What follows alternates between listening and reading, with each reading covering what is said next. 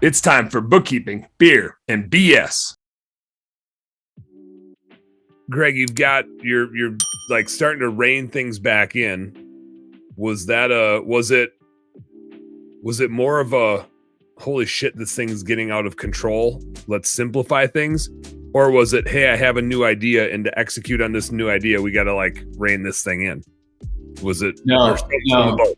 The new idea is completely independent of it. It's a byproduct of the shrinking of the other company, but really there's a book I listened to, The Road Less Stupid, and I'm not going to remember the author off the top of my head, but as entrepreneurs, we're so optimistic. Just tomorrow it's turning around. Tomorrow. Yeah, we got this. If I just work harder, if I just put more time in, if I just stress out about it a little bit more, it's going to turn around.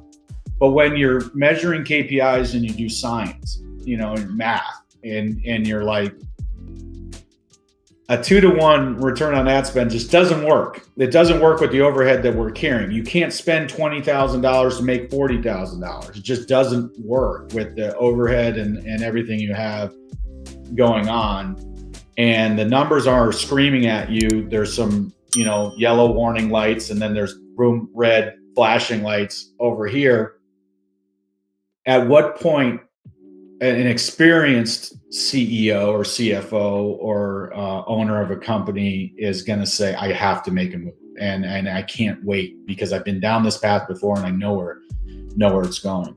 Out of pure optimism, and you may say, well, I'm just going to hold on a little bit longer. But in the meantime, you're draining all your assets and cash in order to do that. So there came a hard time where the trend is going in one direction, where you're saying, we got to cut, and we're going to have to make some hard decisions here. And I'm the owner of the company, so I'm going to step up, and I'm going to have these conversations, and we're going to do this, because I can't ride. I have 4 kids and a family, and I can't ride this completely into the ground if things continue at the pace. So we have to make some changes, and that's hard. So being I'm a big bad real estate investor, and I'm an entrepreneur, and I own my own company, and all these wonderful things that you get to say about yourself. You also have to look inward and be real and honest and say, things turn, everything changes.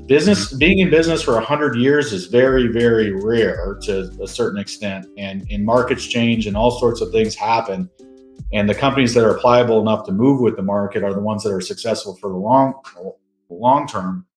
And so it's okay to say you made a mistake, or it's time to retool things and build it back up, and that's why I say it's learning experiences and not really failures. Yeah. So that void of bringing things back is what also created the opening for another opportunity. And it's funny how those things work out. Hey, what's up, business nerd? Thank you so much for tuning in. I hope you learned a heck of a lot watching that episode.